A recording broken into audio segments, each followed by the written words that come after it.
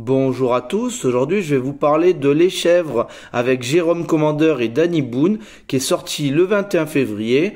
Le film se passe en 1640 où un très mauvais avocat se retrouve par un quiproquo à devoir défendre une chèvre.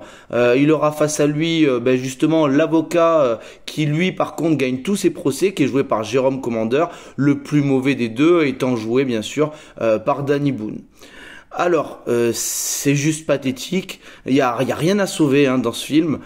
Aucun gag ne fonctionne. Le film a coûté 19 millions d'euros pour effectivement, c'est vrai qu'il y a un peu de reconstruction historique.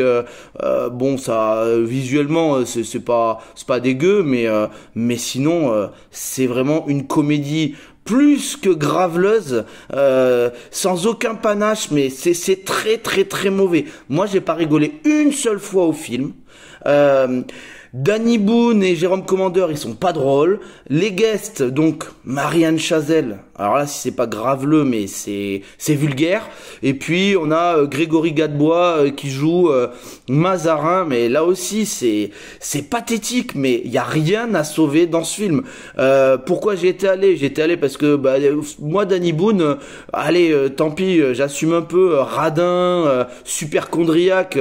Bon, c'est des films qui m'ont fait rire, parce que justement ça mettait en scène des défauts qui étaient vachement présents dans la mentalité française. Et bon, il y a certains de ces films qui m'ont fait rire. Bienvenue chez les Ch'tis aussi, bien sûr. Mais on a touché le fond. Il y a rien à sauver. Il y a vraiment rien à sauver. C'est un film pathétique.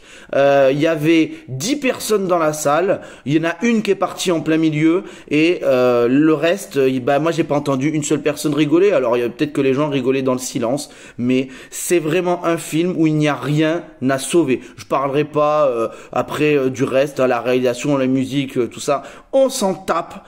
Le film, il est même pas plaisant à suivre. Moi, j'ai trouvé ça long, je me suis emmerdé et vraiment, c'est ridicule.